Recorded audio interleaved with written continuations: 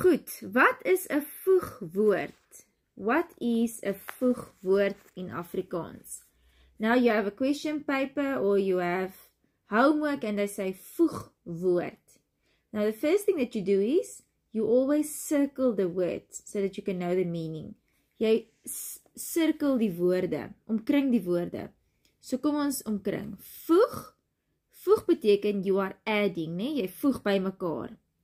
En woord beteken jy gaan woorde by mekaar voeg. So 'n voegwoord, ons gaan woorde by mekaar voeg.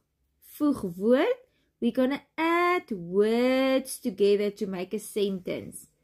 This is like when we say en, want, omdat, and all those ones. So it is a voegwoord. So mostly remember, when you circle the words in Afrikaans, you will exactly know what it stands for.